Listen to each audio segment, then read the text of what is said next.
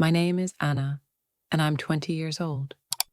This past summer, while I was home on vacation from university, I had one of those spontaneous thoughts. I figured, why not surprise my parents? I hadn't told them I was coming, which made me even more excited as I dragged my suitcase through the familiar streets of my small town. I couldn't wait to see their reactions when I opened the front door, expecting hugs and surprised looks from mom and dad. However, I discovered silence. It turned out that they hadn't arrived home yet. I was about to be disappointed when a familiar voice called out my name. It was Joe, my younger brother, who had recently turned 18. He was 18 now, slightly taller than me, with a broad smile that could light up any room. "Joe," I said, dropping my bags as we hugged. It was a simple, natural greeting, but I couldn't help but notice how mature he appeared. When Joe left, I shut the door and took a deep breath. The house was so quiet, and the realization that I was truly home began to sink in. After a long drive back from university, which included crowded buses and noisy train stations, I needed to shake off my exhaustion. I decided to go straight to the shower.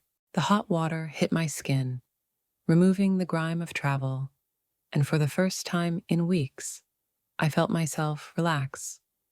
It had been a difficult semester with assignments, deadlines, and a constant rush of life at university. But now, standing under the stream of water, I let my shoulders drop and exhaled. After the shower, I put on a loose summer dress. It was light and soft, the type of outfit you wear when you're not trying too hard and just want to relax. I padded barefoot to my room, pushing open the door and feeling the familiar warmth wrap around me. My old posters were still on the walls, and the bed was made with my favorite patterned sheets. It was like stepping into a different version of myself, but something else had been tugging at the back of my mind. I had been so busy with school and work that I hadn't had much of a personal life. I used to take intimacy for granted, but it had been missing for quite some time. Sure, there had been a few dates here and there, but nothing serious or meaningful. And there weren't many opportunities to unwind like that in a shared dorm with thin walls and nosy roommates. As I sank into my bed, the thoughts stayed with me. It wasn't just that I needed someone else. It was also about reconnecting with myself and becoming more aware of my own needs. I grabbed my phone and began scrolling aimlessly, but my mind quickly wandered elsewhere. Lying back against the pillows, I allowed my fingers to graze my skin. It was instinctive, motivated more by a desire to reconnect. My hands moved across my arms, collarbone, and the soft fabric of my dress. I let out a shaky breath, allowing myself to reconnect and unwind after everything I'd been going through. I wasn't thinking about anything else when I heard a knock on my door. My heart jumped into my throat, and I nearly threw my phone to the side. Joe's voice came from the opposite side. I quickly adjusted myself, smoothing my dress as I called for him to enter. Joe opened the door, and I could tell he was thinking about something. He paused for a moment before stepping inside. His expression was more serious than usual. He stood there awkwardly for a second before moving to the edge of my bed, where he sat and ran his hand through his hair. I had no idea what he wanted, but I assumed it had to be important for him to stop by. Joe sat on the edge of my bed, and I could tell something was bothering him. He didn't say anything at first, only shifted uncomfortably as if he was unsure where to begin. I kept quiet, giving him space to process whatever was on his mind. Finally, he started talking. His words came out slowly at first, but then the story flowed out. He mentioned his girlfriend, a relationship I knew he had for a while based on what I'd heard. I had always assumed they were happy together, one of those young, carefree relationships where everything is fun and exciting, but things weren't as perfect as they appeared. He told me about how they've been fighting a lot lately over both minor and major issues.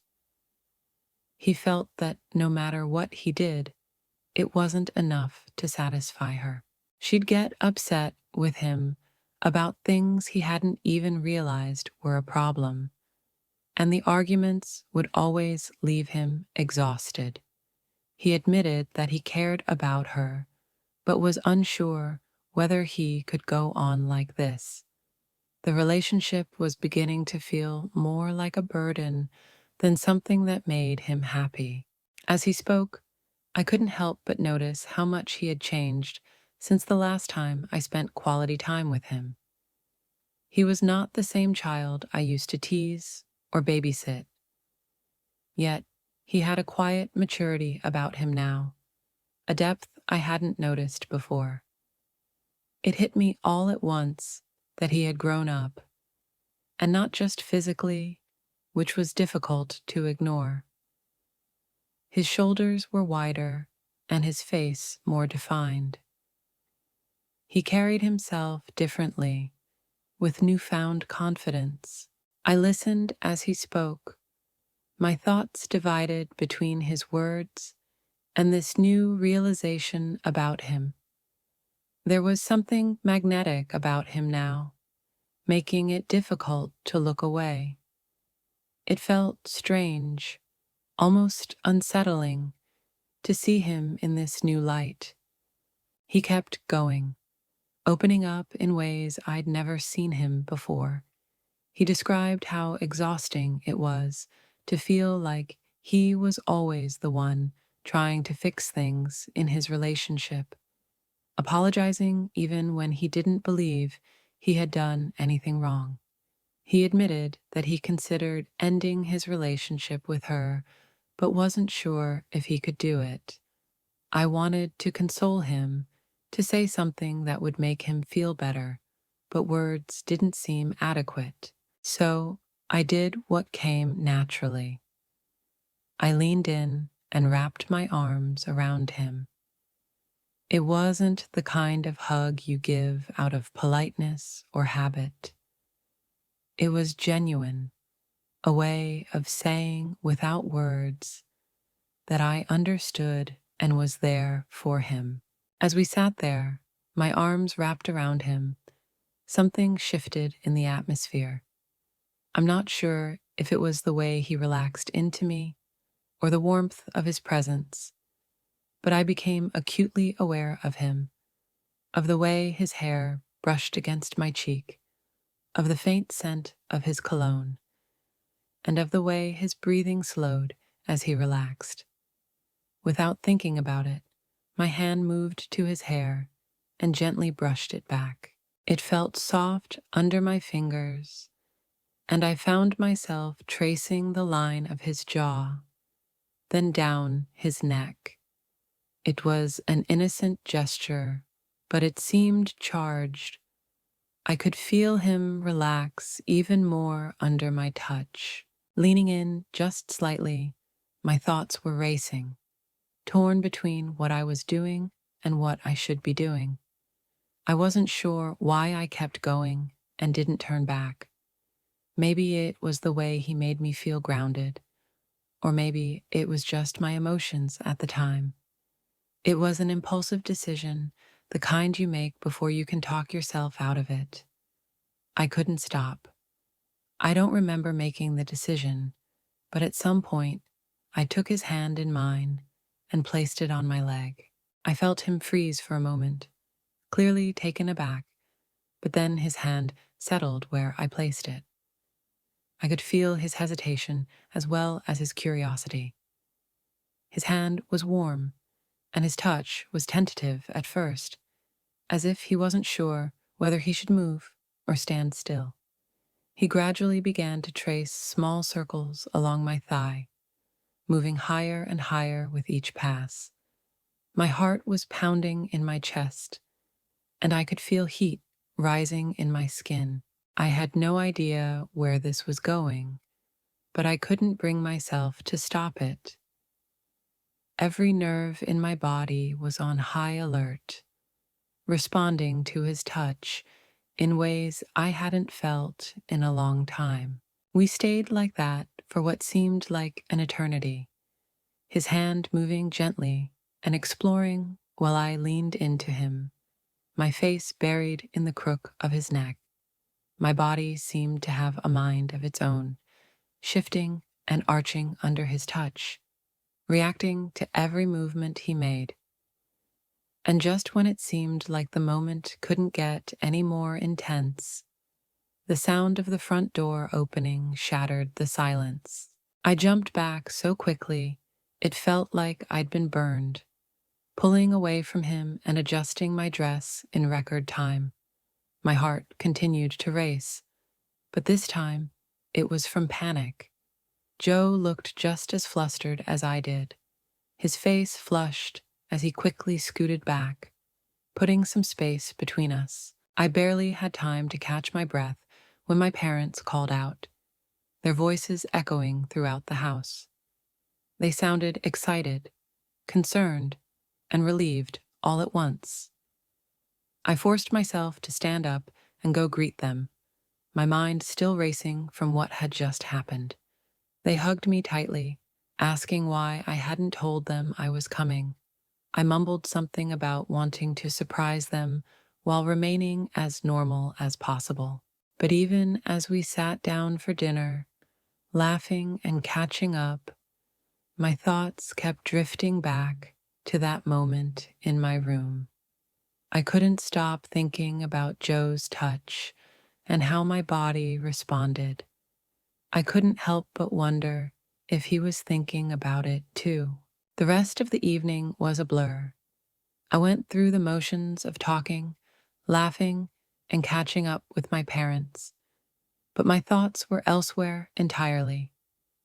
My thoughts kept returning to what happened with Joe. The memory of it stuck with me, the warmth of his hand, the way my body had reacted, the electricity in the air between us. It was all so fresh and vivid that no matter how hard I tried, I couldn't get it out of my head. Even though I went to bed that night, I couldn't sleep. I tossed and turned, my mind racing, replaying everything over and over. The way he looked at me before we parted ways, the softness of his touch, how it had felt to be so close to him. It was all too much to handle. I couldn't help but wonder what he was thinking and if he was as shaken by it as I was. The next day, it was even harder seeing Joe, and as I passed around the house, I sensed a strange tension between us. It wasn't particularly uncomfortable, but it was different, as if we were both aware of what had occurred, but didn't know how to bring it up or how to act around each other now. I found myself stealing glances at him, noticing small details I hadn't noticed before. The way his jawline tensed when he was deep in thought, the way his hair fell across his forehead, the way he moved. Every time we crossed paths, my heart rate increased slightly, and I found myself overthinking every interaction. Did he notice how I looked at him? Did he feel the same pull as I did, or was he just trying to forget it? I tried to distract myself and move on as if nothing had happened, but nothing seemed to help. My parents were preoccupied with their own affairs for the majority of the day, leaving me with too much time to think. I kept replaying the scene in my room, imagining how things could have gone differently. What if the door hadn't opened when it did? What if we didn't stop? The questions were endless, and they only made me more anxious. That evening, my dad entered the living room where I was sitting, aimlessly scrolling through my phone. He apologized, saying he and my mother needed to go out for the night to take care of some business. He felt bad about leaving me alone, especially since I had just returned. But I dismissed it, telling him everything was fine. As soon as they left, the house became strangely quiet. It was just me and Joe, and the silence seemed to magnify every little sound. I tried to concentrate on something, reading, watching television, anything, but my mind kept wandering. The stillness of the house only made matters worse, allowing my mind to wander back to the way his hand felt on my leg and how I felt when we were so close. I'm not sure when the idea first entered my mind, but once it did, it was impossible to ignore. I tried to talk myself out of it, to reason with myself, but the urge was too strong. The memory of yesterday was too fresh, too vivid, and the prospect of what might happen if I didn't stop myself was too alluring. It was late when I finally made up my mind. The house was dark and quiet, with a faint sound of Joe's breathing coming through the thin walls. My heart was pounding as I walked to his room, my bare feet silent on the hardwood floor. When I opened the door, I found him lying on his side with his back to me. He appeared calm, his breathing slow and steady in the soft glow of the nightlight. For a moment, I just stood there, staring at him, unsure if I was going to go through with it. But then I found myself moving, my feet carrying me to his bed before I could talk myself out of it. I slid in beside him, taking care not to wake him. At first, the bed shifted under my weight, and I could feel the warmth of his body beside mine.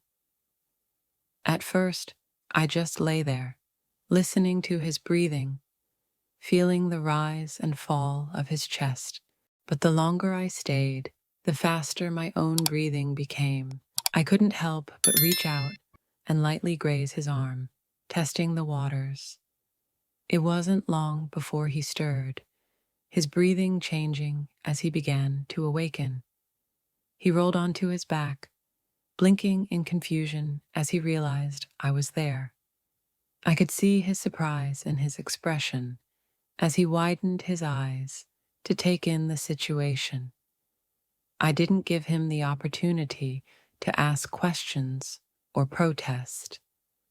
I reached for his hand and guided it to my leg, just as I had the day before. He hesitated for a moment, his muscles tense under my touch, but then relaxed and let me lead. The following few moments felt like a blur. My senses were focused on everything around me. The warmth of his hand, the way his fingers moved tentatively at first, then confidently as he became more comfortable. My heart was racing, my skin tingled, and I felt completely immersed in the moment. There was a vulnerability to it, a rawness that made everything feel so authentic. It wasn't perfect or polished, but that wasn't important.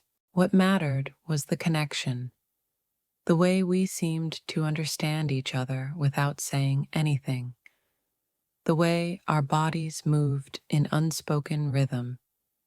Despite the fact that the situation was completely new, there was something natural about it, something that felt right in a way I couldn't articulate. It was as if we had crossed an invisible line and couldn't go back. Without thinking, I shifted toward him, closing the distance between us. My hand moved slowly to his shoulder, and before he could say or do anything, I leaned in and kissed him. It was not timid or hesitant, it was bold, containing all of the tension that had been building between us. I gently but firmly pushed him back onto the couch, my hands on his shoulders, and guided him down until he was lying beneath me. I could feel a shift in his body as he relaxed into the cushions, his hands naturally finding my waist. I clowned on top of him, straddling his hips. The sensation of being above him, with every inch of our bodies so close, was almost intoxicating. The kiss became deeper, slower, and more deliberate. I felt his hands tighten slightly around my waist, and I could tell he was trying to ground himself because the intensity of the moment was almost overwhelming. My hands moved up to frame his face, and my thumbs brushed against the scruff on his jawline. His skin was warm, and the feel of his stubble on my fingertips made my stomach flutter. I tilted my head to change the angle of our kiss, and his lips parted slightly. That small motion sent shivers down my spine, and I leaned in closer to him, allowing the weight of my body to press against his. I was completely in charge, setting the pace and controlling the rhythm, and it felt great to give myself that power and control. There was something very intimate about being on top of him, feeling his heartbeat against me, his hands holding me as if he didn't want me to stop. Our breathing became deeper, syncing with the movements of our lips. Every now and then, I would pull back just enough to look at him. His eyes were half-lidded, his lips slightly swollen from the kiss, and his chest rose and fell as if he couldn't catch his breath. It was one of the most beautiful things I'd ever seen, and the way he looked at me in those brief pauses, as if I were the only thing in the world that mattered in that moment, made my heart want to burst. I leaned down again, pressing my lips against his jawline, cheek, and the corner of his mouth before returning to his lips. Each kiss was unique, some quick and teasing, others slow and lingering, as if we were savoring the connection.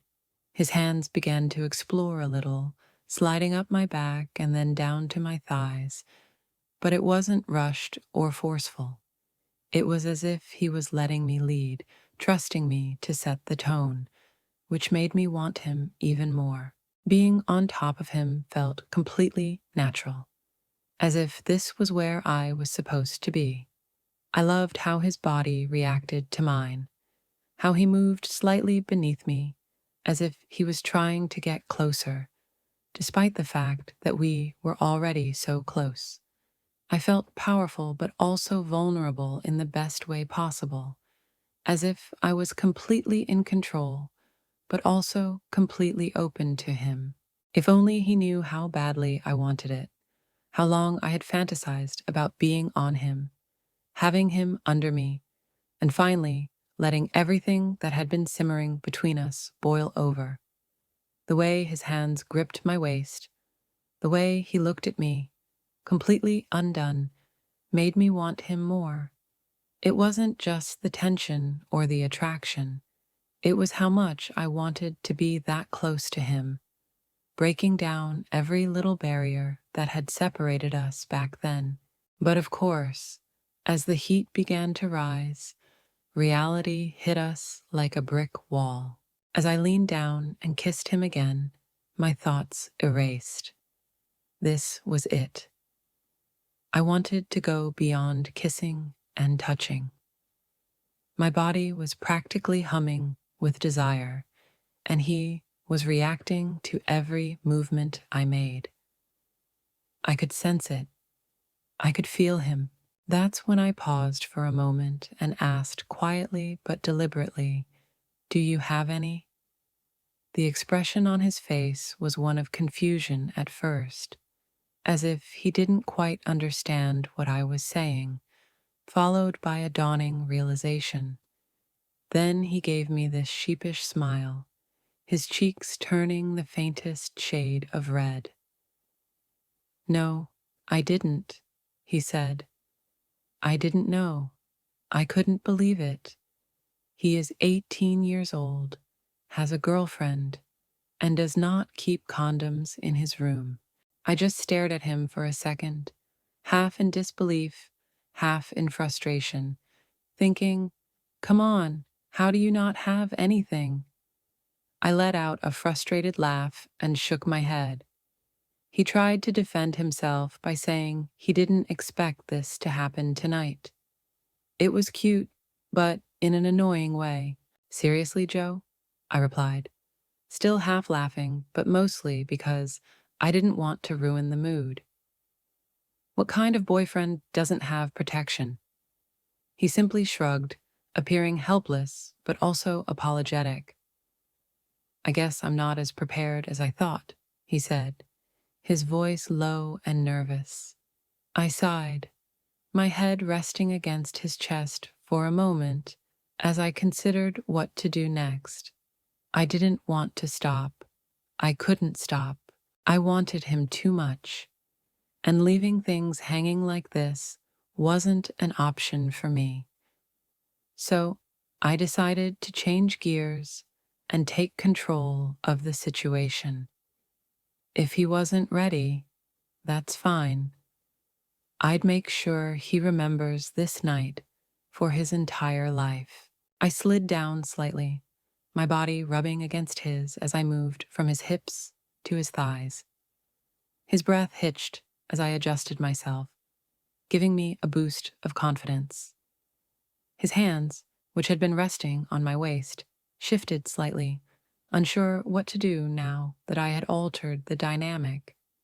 I looked up at him as I settled between his legs, my hands brushing against his knees before sliding up the sides of his thighs. His entire body tensed, as if he was bracing himself for what was next. His breath caught again, and I could feel him struggling to hold it together, but his body betrayed him. Every little touch, every small motion I made, elicited reactions from him that he most likely was unaware of. His fingers curled into the couch cushions, his thighs flexed slightly beneath my hands, and his chest rose and fell with deep, uneven breaths. I couldn't stop smiling as I kissed him again, lower this time, feeling the tension in his body increase with each movement I made. His body was so responsive, which I loved. I loved knowing that I could do this to him, that I could elicit these reactions from him simply by being close and touching him in the right way. I grinned and kissed his stomach again before allowing my hands to wander a little more. His body felt warm to my touch, and every movement I made seemed to send another shiver through him. It was intoxicating to watch him come undone like this, knowing that I was the one causing it. As I continued, I could feel him relax more and more, his body melting into the couch as he let go of any tension or hesitation he was experiencing. He began to move with me slowly at first, his hips shifting slightly, his hands eventually finding their way back to me, resting on my shoulders as if he needed something to hold on to. The sound of his breathing, the quiet little noises he made beneath his breath, only fueled me further. I appreciated how sensitive he was, and how everything I did seemed to amplify his reaction. His body was practically speaking to me, guiding me in a quiet, instinctive manner, and I liked it. I enjoyed it even more than I expected because I knew he was having fun. The fact that he was completely in my mercy added to the experience. At some point, he let out a low, almost inaudible groan that sent a jolt of heat straight through me. I paused for a moment to look at him again. His head was tilted back, his lips slightly parted, and his eyes closed as he lost himself in the moment. He looked so good, so vulnerable and undone, and it only encouraged me to keep going. When it was all over, I felt a strange mix of emotions. The adrenaline rush had worn off, but the buzz in my chest remained. I slowly stood up from the couch, letting the gravity of the situation sink in. I had no idea what to think. Part of me was still reeling from how intense everything had felt, how alive everything had been in that moment. It was as if I had been floating in a bubble where nothing else mattered and everything just worked.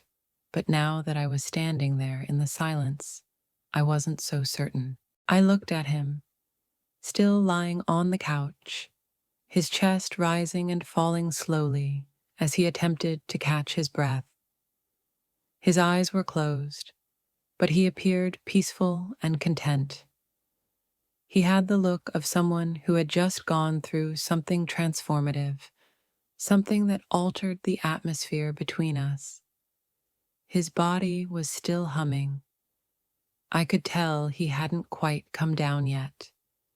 I cleared my throat, hoping to relieve the tension in the air, and said, trying to sound casual despite my racing mind, "You're not a virgin, right?" When I asked the question, he opened his eyes and looked up at me, confused and curious for a split second. I could see a shift in his expression, as if he wasn't sure whether to laugh or be serious. But then he simply nodded, his gaze remaining locked on mine. "No," he said quietly, his voice soft but steady. I raised an eyebrow, studying him for a moment, unsure what to make of it. I couldn't explain why I felt a small wave of disbelief. It felt like I was processing what had just happened, and now all this. I almost expected him to be someone else, someone different. It felt strange, as if everything had not yet clicked into place. I didn't say anything else right away. Instead, I turned and walked out of the room, taking my time as I tried to collect my thoughts. I could hear him shifting on the couch behind me, but as I walked down the hall, I didn't look back. The enormity of what had just occurred finally struck me. My body was still buzzing from the experience, but my mind was lost in a whirlpool of guilt and confusion. What have I just done? It was as if I had crossed a line or boundary that I had no idea existed. I had no idea why I felt so good. The rush, the exhilaration, the connection, but it also left me with a sick feeling in my stomach. It felt wrong, but also very right in ways I couldn't articulate. It was as if my body had taken over, along with everything else in me. I just wanted to be in that moment, to dive headfirst into it and let go of all the consequences. But now that it was over, I couldn't stop thinking about it. The way he looked at me, the way his body reacted to mine, the way he didn't hesitate to follow my lead. It all seemed so intense, and perhaps that was what made it so good, so unlike anything I'd ever done with anyone else. I had never felt that much energy with the other guys I'd been with. There was something raw and visceral about it, and I wasn't sure if that made it right or incorrect. I leaned against the hallway wall, closing my eyes and trying to breathe through the sudden tension. Guilt was eating away at me, but the rest of me felt alive. I couldn't deny that a part of me wanted to feel that again, that everything that had just happened made me want more. As I stood there, I realized I needed to get some perspective. I needed to talk it through with myself to see if what I'd done was okay, if it was truly wrong, and if it was something I should regret. I didn't realize I was walking back toward the room. My heart was still racing, and I wasn't sure what to do with all of these conflicting emotions. But one thing was certain: no matter what I decided or how I felt, I would never forget what had happened tonight.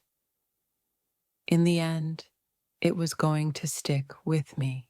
So I asked myself, do you think this is right? I really wanted to know. I wasn't the only one who had felt this way, so I posed a question in the hopes that someone out there could help me make sense of it.